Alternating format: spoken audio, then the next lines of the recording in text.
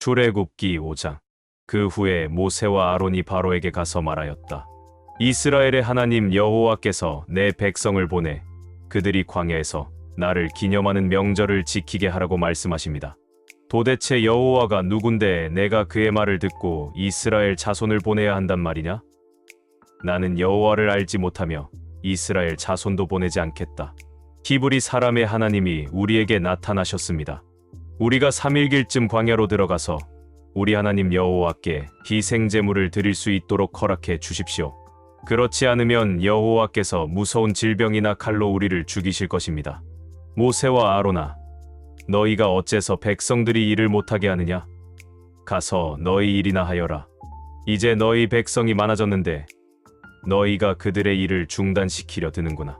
바로는 바로 그날 감독들과 작업 반장들에게 이렇게 명령하였다. 너희는 벽돌을 만드는데 필요한 짚을 백성들에게 더 이상 공급하지 말고 그들이 직접 가서 구해 쓰게 하라.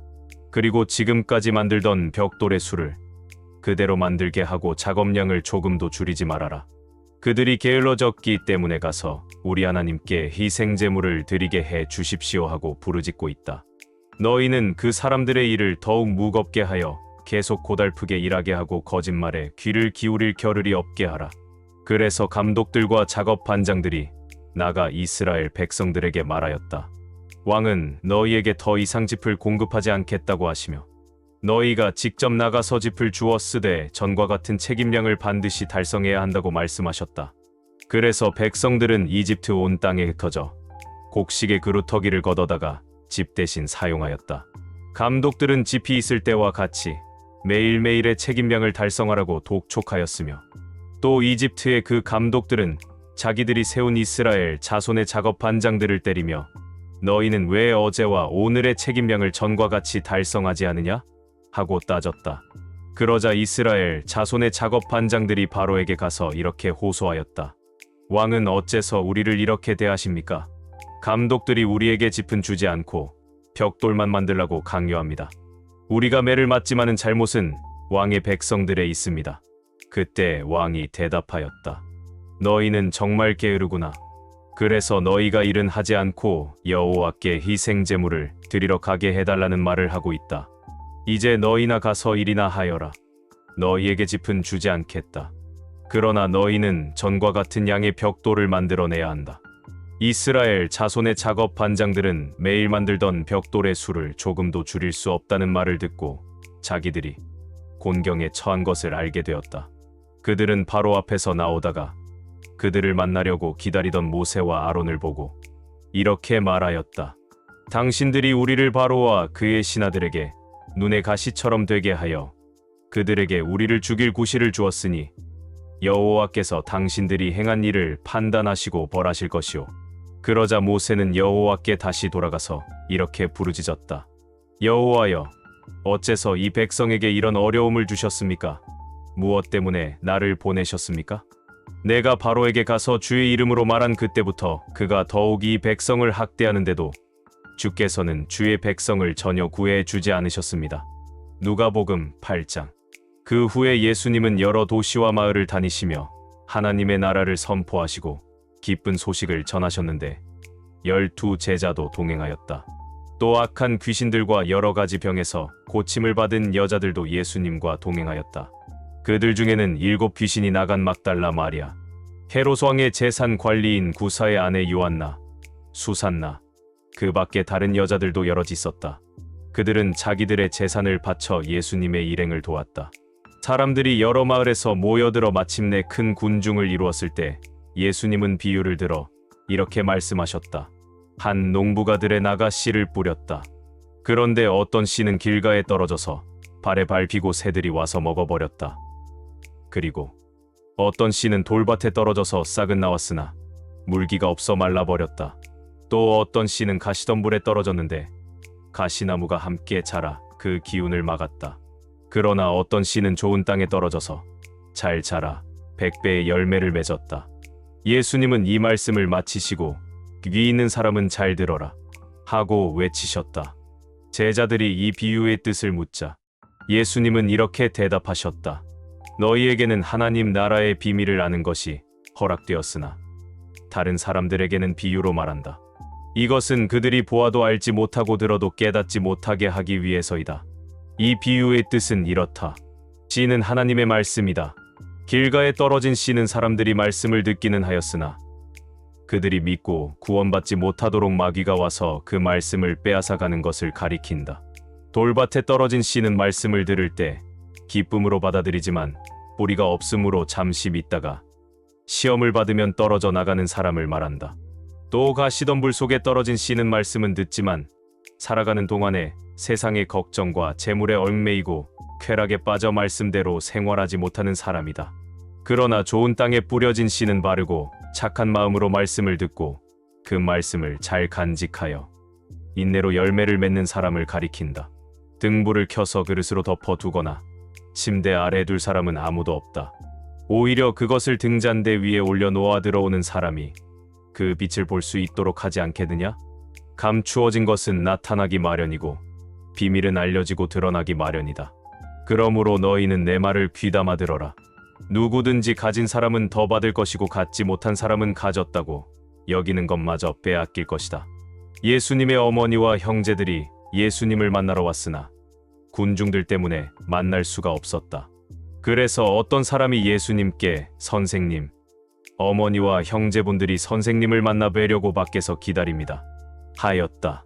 그러나 예수님은 그들에게 내 어머니와 형제들은 하나님의 말씀을 듣고 실천하는 이 사람들이다. 하고 대답하셨다. 어느 날 예수님이 제자들과 함께 배를 타시고 호수 저편으로 건너가자 하고 말씀하셨다. 그래서 그들은 떠났는데 가는 도중에 예수님은 잠이 드셨다. 그때 갑자기 큰 폭풍이 휘몰아쳐서 배가 침몰하게 되었다. 그러자 제자들이 예수님을 깨우며 주님, 주님, 우리가 죽게 되었습니다. 하고 부르짖었다. 예수님이 일어나 바람과 성난 파도를 꾸짖자 폭풍이 그치고 물결이 잔잔해졌다. 그때 예수님이 제자들에게 너희 믿음은 어디 있느냐? 하고 물으시자 그들은 두려워하고 놀라며 도대체 이분이 누구신데 바람과 물을 보고 명령해도 복종하는가? 하고 수군거렸다. 예수님의 일행은 갈릴리 건너편 거라사 지방에 도착하였다. 예수님은 육지에 내리셨을 때 그 도시에 사는 귀신 들린 어떤 사람과 마주치게 되었다. 그는 오랫동안 옷을 입지 않고 집을 뛰쳐나와 공동묘지에서 살았다. 그가 예수님을 보자 소리 지르며 예수님 발 앞에 엎드려 가장 높으신 하나님의 아들 예수님, 내가 당신과 무슨 상관이 있습니까? 부탁드립니다. 제발 나를 괴롭히지 마십시오. 하고 외쳤다. 그것은 예수님이 더러운 귀신에게 그 사람에게서 나가라고 명령하셨기 때문이었다. 귀신이 자주 그를 사로잡기 때문에 쇠사슬과 쇠고랑으로 그를 묶고 지키는데도 그는 그 모든 것을 끊고 귀신에게 몰려 광야로 뛰쳐나가곤 하였다. 예수님이 그에게 내 이름이 무엇이냐? 하고 물으시자 그는 군대입니다. 하고 대답하였다. 이것은 그에게 많은 귀신이 들어가 있었기 때문이었다. 그리고 귀신들은 예수님께 제발 무적행으로 들어가라는 명령만은 하지 말아달라고 간청하였다. 마침 그곳 산에는 많은 돼지 떼가 풀을 먹고 있었다. 귀신들은 돼지 떼 속에라도 들어가게 해달라고 간청하였다. 그래서 예수님이 허락하시자 귀신들이 그 사람에게서 나와 돼지 떼 속으로 들어갔다. 그러자 돼지 떼가 가파른 비탈로 내리달려 호수에 빠져 죽고 말았다. 돼지를 치던 자들이 이것을 보고 도망하여 읍내와 촌에 이 일을 말하자 사람들이 일어난 일을 보려고 모여들었다. 그들은 귀신 나간 사람이 옷을 입고 맑은 정신으로 예수님 앞에 있는 것을 보고 두려워하였다. 그 일을 지켜본 사람들이 어떻게 해서 귀신 들린 사람이 낫게 되었는가를 이야기해 주자 거라사 지방 사람들은 크게 두려워하며 예수님께 그 지방을 떠나달라고 간청하였다. 그래서 예수님은 되돌아가려고 배를 타셨다. 그때 귀신 나간 사람이 함께 가게 해달라고 간청하였으나 예수님은 그를 돌려보내시며 집으로 돌아가 하나님께서 너에게 행하신 큰 일을 이야기해 주어라 하고 말씀하셨다. 그래서 그는 곧 가서 예수님이 자기에게 행하신 큰 일을 온 마을에 알렸다. 예수님이 돌아오시자 기다리고 있던 사람들이 영접하였다. 그때 야이로라는 회당장이 와서 예수님의 발 앞에 엎드려 자기 집에 와 주시기를 간청하였다. 이것은 12살쯤 되는 그의 외딸이 죽어가고 있었기 때문이었다. 그래서 예수님이 가시는데 군중들이 마구 밀어 닥쳤다. 그때 군중 가운데 12년 동안 피를 흘리며 앓던 한 여자가 있었다. 그녀는 여러 의사들을 찾아다니며 치료하느라고 자기 재산을 다 허비하였으나 그녀를 고칠 수 있는 사람은 아무도 없었다. 그 여자가 뒤로 가서 예수님의 옷자락을 만지자 흐르던 피가 즉시 멎었다. 이때 예수님이 누가 내 옷을 만졌느냐? 하고 물으시자 모두 모른다고 하였고 베드로는 주님, 사람들이 이렇게 밀어닥치고 있는데 어떻게 알겠습니까? 하고 대답하였다. 그러나 예수님은 내게서 힘이 나갔으니 나에게 손을 댄 사람이 있다. 하고 말씀하셨다. 그 여자는 더 숨길 수 없게 된 것을 알고 떨며 예수님 앞에 나와 엎드렸다. 그리고서 그녀는 예수님을 만진 이유와 어떻게 해서 즉시 낫게 되었는가를 모든 사람 앞에서 말하였다. 그러자 예수님은 그 여자에게 따라 내 믿음이 너를 낫게 하였다. 이제 평안히 돌아가거라. 하고 말씀하셨다. 예수님이 아직 말씀하고 계실 때 회당장의 집에서 사람이 와서 따님이 죽었습니다. 이제 선생님을 더 괴롭히지 마십시오. 하였다.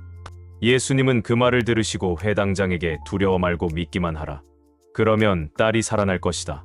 하고 말씀하셨다. 예수님은 그 집에 도착하셨을 때 베드로와 요한과 야고보와 소녀의 부모 외에는 아무도 집 안에 들어오지 못하게 하셨다. 사람들은 모두 소녀의 죽음을 슬퍼하며 울고 있었다. 그때 예수님이 울지 말아라. 소녀는 죽은 것이 아니라 자고 있다. 하고 말씀하시자 사람들은 소녀가 이미 죽은 것을 알고 있기 때문에 예수님을 비웃었다. 그러나 예수님은 그녀의 손을 잡고 소녀야, 일어나거라 하고 외치셨다. 바로 그 순간 소녀의 영이 돌아와 그녀는 즉시 일어났다. 예수님이 소녀에게 먹을 것을 주라고 말씀하시자 소녀의 부모는 놀라 어쩔 줄 몰랐다. 그러나 예수님은 이 일을 아무에게도 알리지 말라고 그들에게 명령하셨다. 욥기 22장. 그때 대만 사람 엘리바스가 말하였다. 사람이 하나님께 무슨 유익이 되겠느냐? 지혜로운 자도 자기에게만 유익할 따름이다. 내가 의롭다고 해도 그것이 전능하신 분에게 무슨 기쁨을 줄 수 있겠느냐? 내 행위가 온전한들 그것이 그에게 무슨 유익이 되겠느냐? 하나님이 너를 책망하시며 너를 심판하시는 것이 너의 경건 때문이라고 생각하느냐? 결코 그런 것은 아니다. 그것은 내가 크게 범죄하고 악을 행하였기 때문이다. 너는 가난한 형제들이 빚진 것을 갚지 않는다고 해서 터무니없는 담보를 요구하고 그들의 옷까지 벗겨 벌거숭이가 되게 하였으며 목마른 자에게 물을 주지 않았고 배고픈 자에게 먹을 것을 주지도 않았다. 그러면서도 너는 권세 있는 자들에게는 내 땅을 주어 그들이 마음대로 거기서 살게 하였다. 너는 과부를 돕지 않고 빈손으로 돌아가게 하였을 뿐만 아니라 불쌍한 고아들을 착취하였다. 그래서 내가 지금 함정에 둘러싸여 있고 뜻하지 않은 두려움 속에 빠져 있으며 어두워서 보지 못하고 공포의 홍수에 뒤덮여 있다. 하나님은 하늘에 높이 계시지 않는가?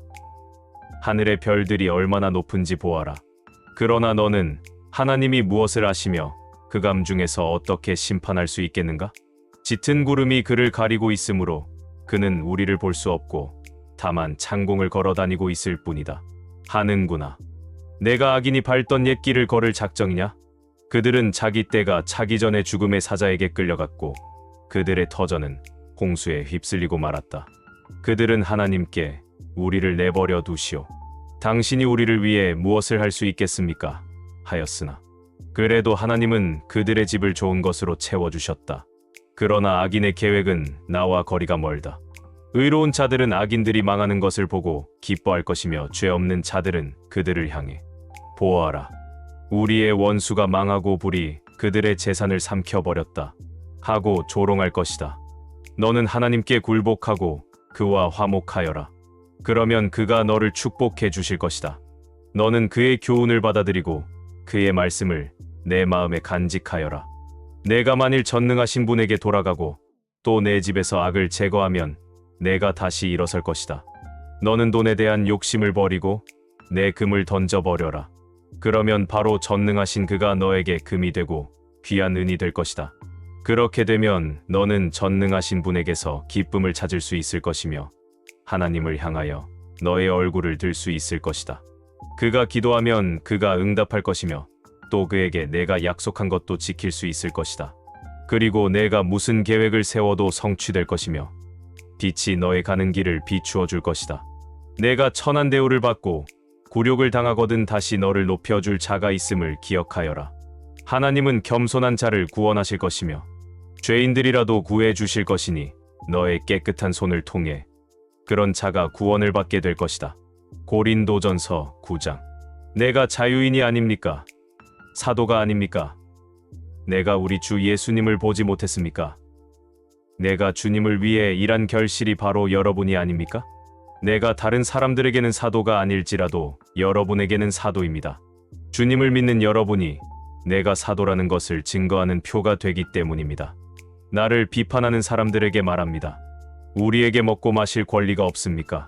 다른 사도들과 주님의 형제들과 베드로처럼 우리에게도 믿는 아내를 데리고 다닐 권리가 없겠습니까? 어찌 나와 바나바에게만 일하지 않고 먹을 권리가 없겠습니까? 자기 비용으로 군대 생활을 할 사람이 어디 있습니까? 포도원을 만들고 포도를 먹지 않을 사람이 누굽니까?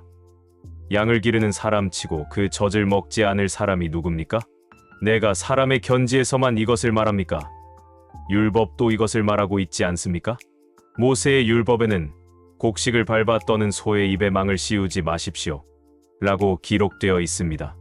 이것은 하나님이 소를 염려해서 하신 말씀입니까? 전적으로 우리를 위해서 하신 말씀이 아닙니까? 그렇습니다. 이것은 우리를 위해 기록된 것입니다. 밭가는 사람이나 타작하는 사람은 제 몫을 받을 희망을 가지고 일합니다. 여러분에게 영적인 씨앗을 뿌린 우리가 물질적인 수확을 거둔다고 해서 이것을 지나친 일이라 할 수 있겠습니까? 다른 사람들이 여러분에게 이런 권리를 가졌다면 우리에게는 더욱 큰 권리가 있지 않겠습니까? 그러나 우리는 이 권리를 쓰지 않았고 오히려 그리스도의 기쁜 소식을 전하는 일에 조금이라도 지장이 될까봐 모든 것을 참아왔습니다. 성전에서 일하는 사람들은 거기서 나오는 것을 먹으며 제단에서 섬기는 사람들은 재물을 나누어 가진다는 것을 모르십니까? 이와 같이 주님께서도 기쁜 소식을 전하는 사람들은 그 일을 통해 먹고 살 수 있도록 하셨습니다. 그러나 나는 이런 권리를 하나도 사용하지 않았습니다. 그리고 여러분이 나에게 그렇게 해달라는 뜻에서 내가 이 말을 하는 것이 아닙니다. 나는 죽는 한이 있더라도 내가 자랑으로 여기는 것을 아무도 헛되게 하지 못하게 할 것입니다. 내가 기쁜 소식을 전할지라도 자랑할 것이 없는 것은 내가 반드시 해야 할 일이기 때문입니다. 만일 내가 기쁜 소식을 전하지 않으면 나에게 불행이 닥칠 것입니다. 내가 자발적으로 이 일을 한다면 보수를 받아야 하겠지만 자발적이 아니더라도 나는 당연히 해야 할 직분을 맡은 것입니다. 그렇다면 내가 받을 보수는 무엇입니까? 그것은 내가 기쁜 소식을 전할 때 값없이 전하는 것과 나의 당연한 권리를 쓰지 않는 그것입니다. 나는 아무에게도 매이지 않았으나 더 많은 사람을 얻으려고 스스로 모든 사람의 종이 되었습니다.